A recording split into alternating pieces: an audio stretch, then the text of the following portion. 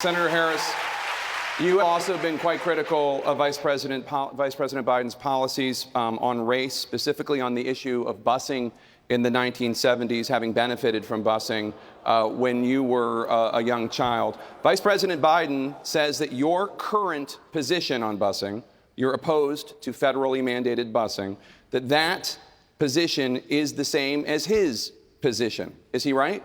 That is simply false. And let's be very clear about this. When Vice President Biden was in the United States Senate working with segregationists to oppose busing, which was the vehicle by which we would integrate America's public schools, had I been in the United States Senate at that time, I would have been completely on the other side of the aisle. And let's be clear about this. Had those segregationists their way, I would not be a member of the United States Senate, Cory Booker would not be a member of the United States Senate, and Barack Obama would not have been in a position to nominate him to the title he now holds.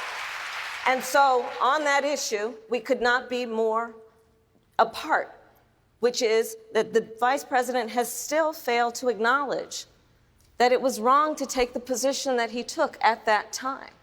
Now, I would like to also talk about this conversation about Eric Garner, because I, too, met with his mother. And one of the things that we've got to be clear about is that this President of the United States, Donald Trump, while he has been in office, has quietly been allowing the United States Department of Justice to shut down consent decrees, to stop pattern and practice investigations. On that case, we also know that the Civil Rights Division, this is important, the Civil Rights Division of the United States Department of Justice said charges should have been filed, but this United States Department of Justice usurped, and I believe it is because that president did not want those charges to go forward, and they overrode a decision by the Civil Rights Division of the United States Department of Justice. Under my administration, the Civil Rights Division will reign, and there will be independent investigations. Vice President Biden, I want to give you a chance to respond to what Senator Harris just said. When Senator Harris was the Attorney General for 8 years in the state of California, there were two of the most segregated school districts in the country, in Los Angeles and in San Francisco. And she did not, I didn't see a single solitary time she brought a case against them to desegregate them. Secondly, she also was in a situation where she had a police department when she was there that in fact was abusing people's rights. And the fact was that she, in fact, was told by her own people, that her own staff, that she should do something about and disclose to defense attorneys like me that you, in fact, have been, the police officer did something that did not give you information that would exculpate your client. She didn't do that. She never did it. And so what happened? Along came a federal judge and said, enough, enough, and he freed 1,000 of these people. If you doubt me, Google 1,000 prisoners freed, Kamala Harris. Thank you, Vice President Biden. And Senator Harris, your response? This is simply not true.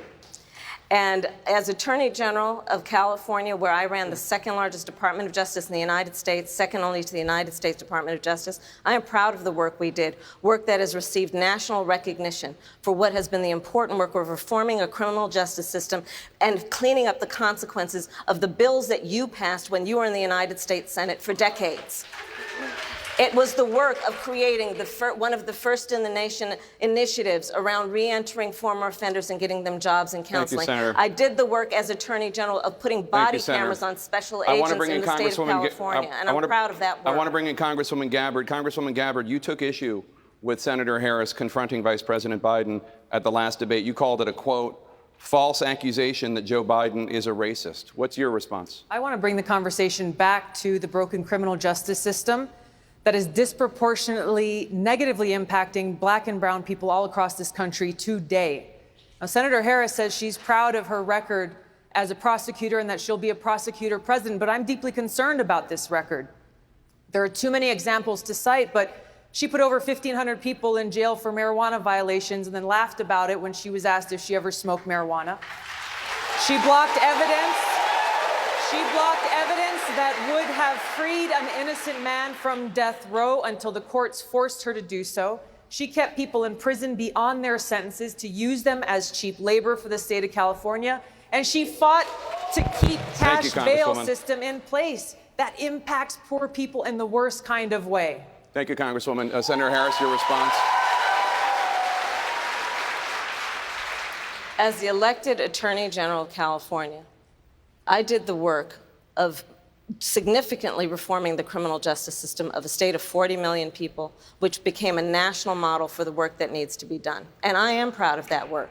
And I am proud of making a decision to not just give fancy speeches or be in a legislative body and give speeches on the floor, but actually doing the work of being in the position to use the power that I had to reform a system that is badly in need of reform. That is why we created initiatives that were about reentering former offenders and getting them counseling. It is why, and because I know that criminal justice system is so broken, that I am an advocate for what we need to do to not only decriminalize, but legalize marijuana in the United States. I want to bring Congresswoman Gabbard back in. Your response, ma'am? The bottom line is, Senator Harris, when you were in a position to make a difference and an impact in these people's lives, you did not. And worse yet, in the case of those who were on death row, innocent people, you actually blocked evidence from being revealed that would have freed them until you were forced to do so. There is no excuse for that. And the people who suffered under your reign as prosecutor, you owe them an apology. Senator Harris. My entire career, I have been personally opposed to the death penalty, and that has never changed. And I dare anybody who is in a position to make that decision, to face the people I have faced, to say, I will not seek the death penalty. That is my background. That is my work. I am proud of it. I think you can judge people by when they are under fire, and it's not about some fancy opinion on a stage, but when they're in the position to actually make a decision, what do they do? When I was in the position of having to decide whether or not to seek a death penalty on cases I prosecuted, I made a very difficult decision that was not popular to not seek the death penalty. History shows that, and I am proud of those decisions. Senator Harris, thank you very much. Senator Bennett, a question for you. Why are you the best candidate to heal the racial divide that exists in this country today, which has been stoked by the president's racist rhetoric? Yeah, first of all, the president's racist rhetoric should be enough grounds for everybody in this country to vote him out of office. That one thing alone should be enough. Second, Don, I want to answer your question by tagging on the conversation we were just having. This is the fourth debate that we have had, and the second time that we have been debating what people did 50 years ago with busing, when our schools are as segregated today as they were 50 years ago. We need a conversation about what's happening now. And when there's a group of kids in this country that don't get preschool through no fault of their own, and another group does, equal is not equal. And we've got a group of K-12 schools that are good because families can spend $1 million, and you've got the Detroit public schools that are as segregated as they were. Equal is not equal.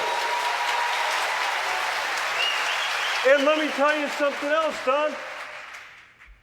I believe you can draw a straight line from slavery through Jim Crow, through the banking and the redlining to the mass incarceration that we were talking about on this stage a few minutes ago. But you know what other line I can draw? 88% of the people in our prisons dropped out of high school. Let's fix our school system, and maybe we can fix the prison pipeline that we have. Thank you, Senator Bennett.